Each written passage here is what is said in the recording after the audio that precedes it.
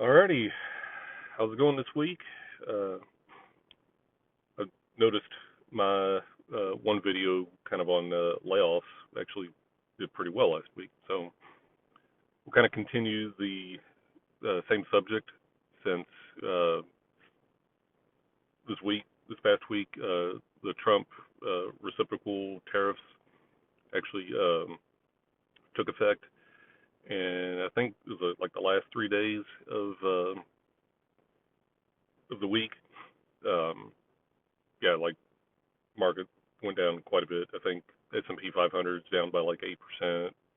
Dow Jones is down by like 8%, stuff like that. Uh, if you analyze most of the stocks that are actually hurting, it's the ones that have a lot of sourcing of resources overseas, um, computers, almost any electronic is going to be affected by this. So, um, would not doubt if there was basically another series of layoffs. I'm gonna put these on because my eye's still kind of messed up. Yeah, a little bit better. So yeah, I wouldn't be surprised if there's a whole series of layoffs. You know, all the CEOs, you know, clearly they don't want their uh, stock prices to go down, um, and well, they're gonna, they can't lower wages, they can't, change, things, not, at least not at the spur of the moment. So, like, probably the biggest thing that they can do is cut uh, their workforce. So, wouldn't be too surprised. I kind of, it's time to have some of these tariffs. Um, Normally, under normal circumstances, I'd be against them. But like, we can't be a service only economy. Um, like, we actually need to build stuff because we need people need jobs. Um, I think the original reason we outsourced a lot of work overseas was we probably generally had full employment and we wanted to employ the American population in you more expensive and lucrative stuff instead of things like textiles, like making clothes, shirts, uh, uh, cars, TVs, things like that. But over the course of probably 30, close to 40 years, maybe even closer to 50 years, like we've completely wiped out our manufacturing base, and it we really like we just need jobs, and to do that, we have to build stuff in the U.S. Now, whether these tariffs are actually going to work, I think in the short term, probably not. You can't spin up a manufacturing plant uh, in a year, nor even if you could, if this is Trump's last presidency, depending on who wins the next president, is he going to, or is that person just going to completely renege and uh, take away the tariffs? I think I don't think anybody's going to build anything based on one presidency. Like, we have to enact like structural changes in the economy and like with laws, and this is going to have to be a 10, 20, 30, 40 year thing. Businesses will come back, but it's not going to happen. Probably not even within a year. Um, but overall, I think it's a good thing. Prices will go up on a lot of things, but you either don't buy it or you buy something else. If there was a water bottle or a bottle of water made in France versus a bottle of water made in the U.S., the France water bottle or bottled water will go up, and if it's a difference between $1.50 versus a dollar, in general, people will tend to buy the dollar uh, water bottle. So, and it's a good thing. But I think for long-term success, I really think you're going to need like 10 to 20 to 30 years of stuff. And things change so fast. I don't know. So I want it to work. I hope it works.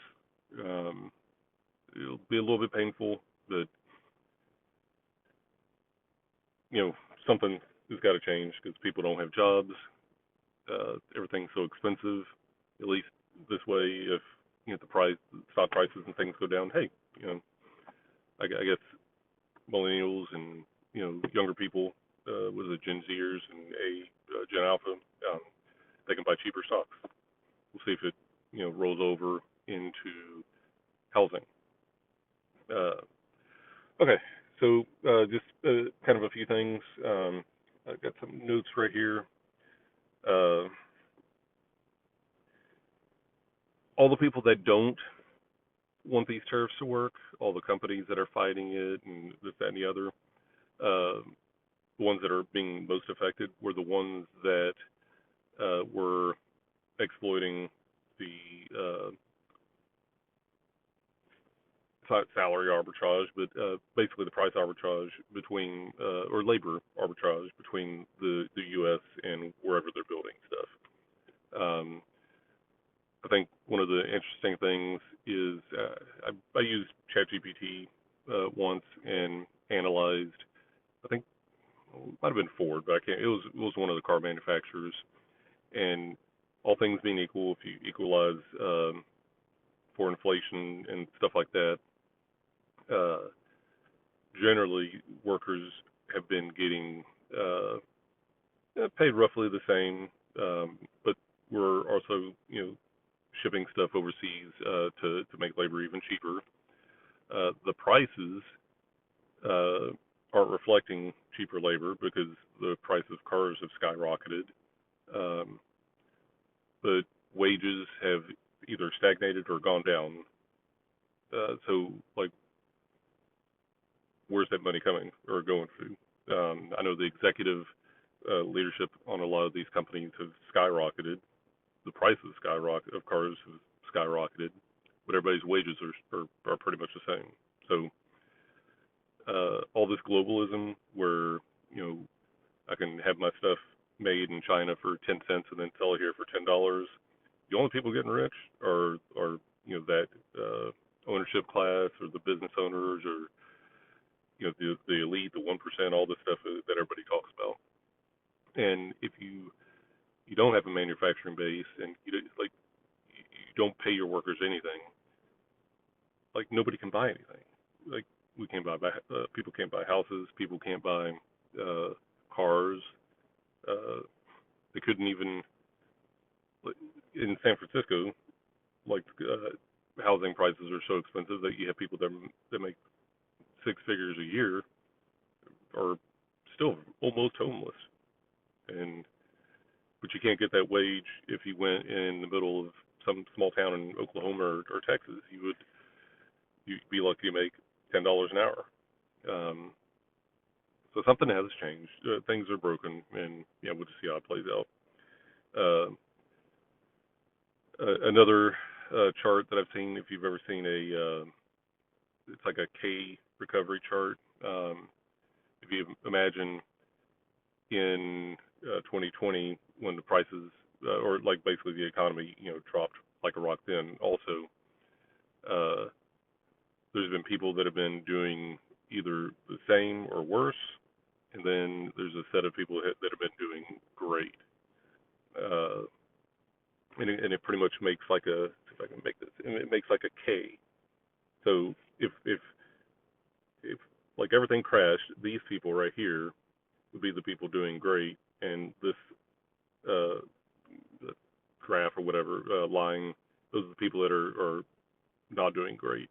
And the goal, I guess, for some of these tariffs and some of the changes that like Trump is making is to hopefully compress that K graph to where there's not such a disparity between uh, either workers and the CEOs, or the haves and the have-nots, or the 10% versus the lower class, whatever people. Um, so yeah, that's what I think, and hopefully it works. But it's not going to happen.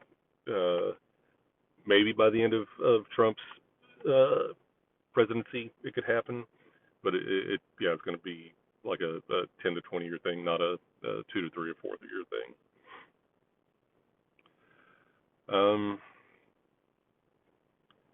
So next topic, for the stock market, uh, especially like retirees or early retirees.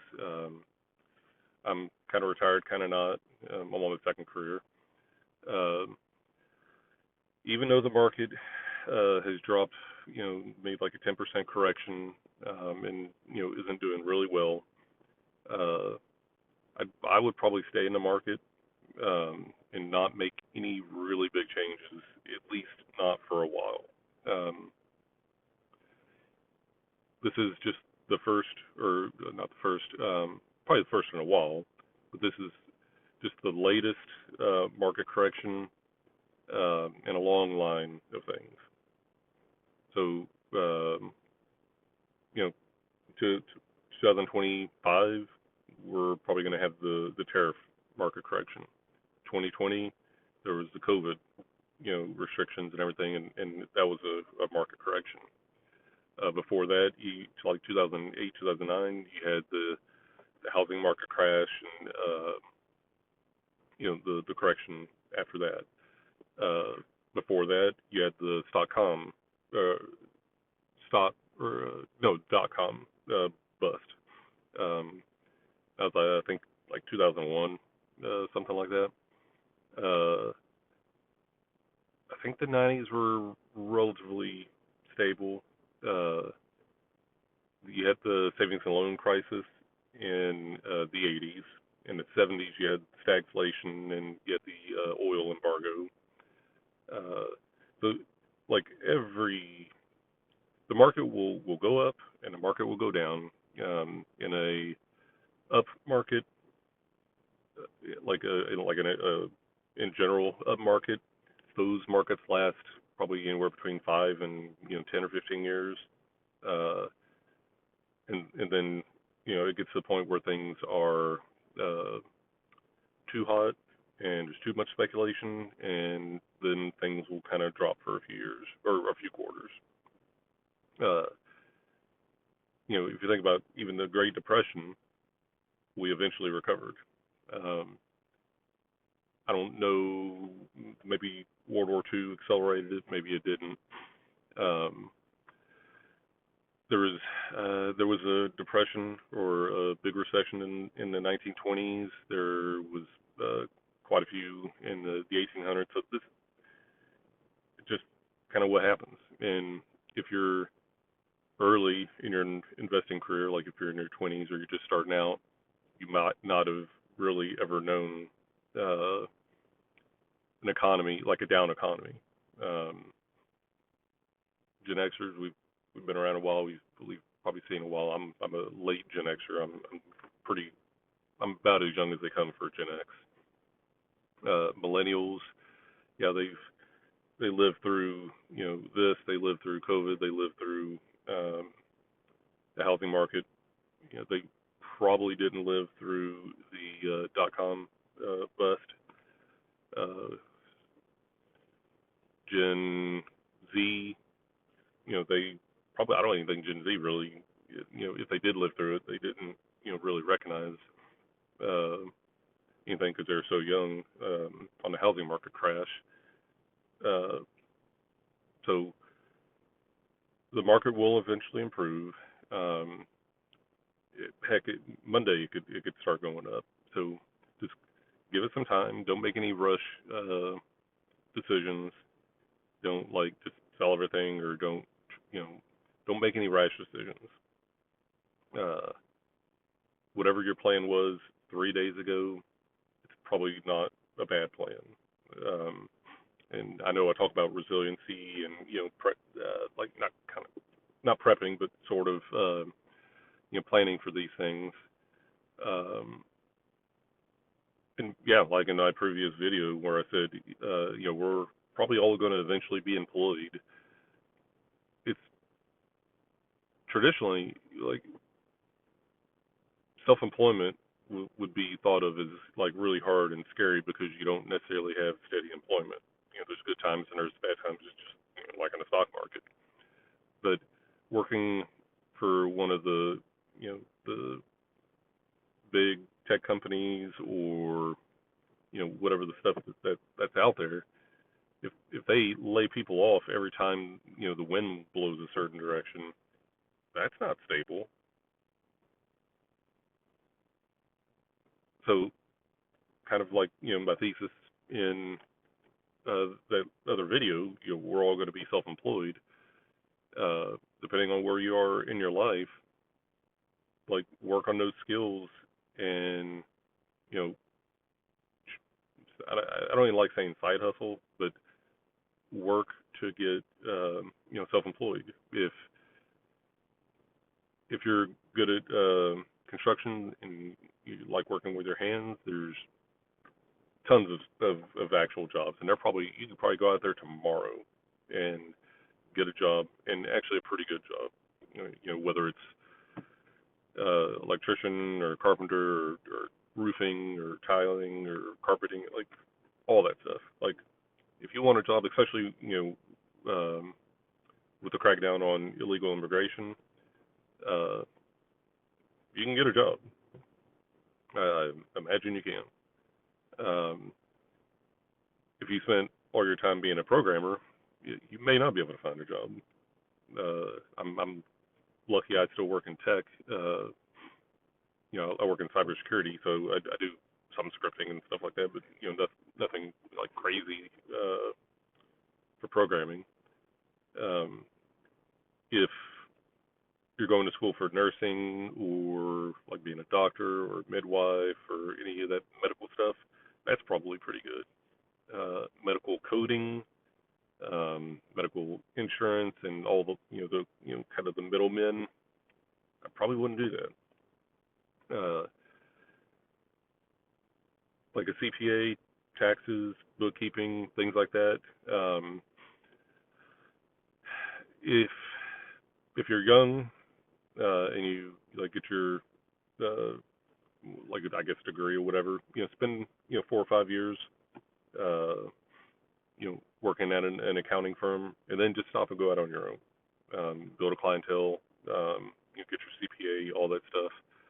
Uh, I just did my taxes, and I paid the guy like I guess close to $600 to do my taxes. But he saved me at least 10,000, at least 10,000 on how much I had to pay because last year was just a little bit complicated because I sold a house and it was out of state taxes, and Texas we don't have state taxes, so it was just a little more complicated than what I would have done. And when I did it on TurboTax, they said I was going to owe about 25,000 when this guy did my taxes. I think I'm paying like 12. So yeah, is it worth the 600? Absolutely. Um, so yeah, something like that. Bookkeeping, CPA, tax prep, and you don't have to have a boss. You just build your clientele, and if you're a good worker, you'll probably stay with them. And there's a whole plethora of other jobs. I think I listed them in a couple other videos, but there's just a lot of stuff out there, things that you would never even think of. But do that, and that will at least insulate you from being laid off every time the market goes down, or every time there's a new president, or like anything. It's more stable work, and you get to keep everything except for the 30%, plus give or take a few 10% that the government takes for their pound of flesh, which I was actually thinking kind of the other day. Like, if you ever, I'm in the tech world, so I kind of hear these things, but uh, you know, programmers and developers always complain about app stores taking 30%. They don't think it's fair, this, that, and the other. How come none of y'all complain when the government takes their 30%? I don't get it. You know, yeah, I don't know. If you can figure it out, let me know. Okay, I've ranted long enough. This is about a 20-minute video. If you like anything, give a thumbs up. If uh, have any comments, leave them below. If you want to hear some more of this kind of resilience talk and lifestyle and things like that, hit the subscribe button. Got a couple subscribers from the last video, so yeah, who knows? Maybe this will be pretty good. So yeah, all right, that's it. I will see you next week.